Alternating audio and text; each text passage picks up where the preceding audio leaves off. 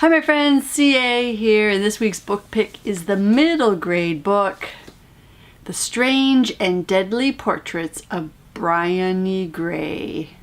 This book is a perfect pick for the channel because it deals with, I guess you could say, sort of supernatural, which is pretty cool, just kind of this oddness.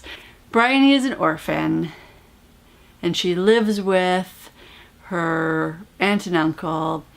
And at a young age, they discovered that Bryony has this ability, the artistic ability that she can paint really realistic portraits. But then something happens with these portraits themselves. They kind of get a life of their own. They come to life. Bryony witnesses firsthand one of the pictures that she was painting come to life, like actually remove itself from the painting. And this starts off a series of events because there's something about this particular painting.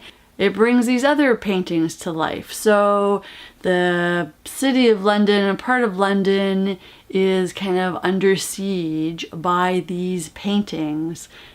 So she sets off to try and find her father in the midst of all this chaos, and ends up running into Thompson and Mira, who are the two kids who live in the house next door. Bryony and Mira and Thompson sort of work together to help Bryony find her father or benefactor, because she seems to think by finding him, it'll be the answer to figure out how to stop. Like she believes that she is the cause of all this chaos that's occurring from the paintings, because they're paintings that she's created. And if she can find her benefactor, who she believes is her father, that will provide answers, and she'll figure out how she can solve everything, because clearly they don't really know how to take care of these paintings. I don't want to get too much in because it really is a good story, lots of twists and turns about it.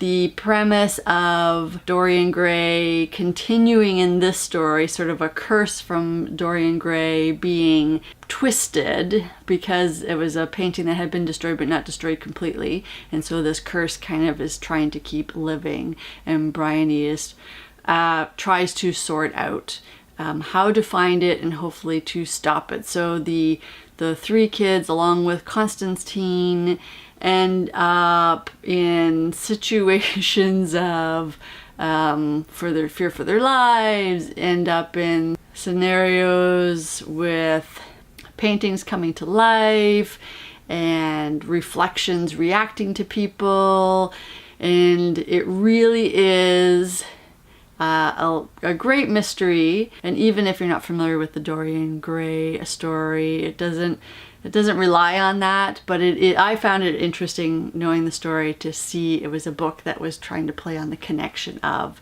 continuation of the curse. And actually, you may find after reading this that it would be a good opportunity to share that story, or even the movie, with your tweens. Even though it's a middle grade book and there's, not pictures in it, framing the chapter titles with these kind of like picture frames, which was perfect because we are talking about these portraits that come to life. I just thought it was a little detail, but really worked well with the book. A lot of unexpected events and turns in the story, and just really like some tense moments of like things coming out of the dark. And I found it was a really good book.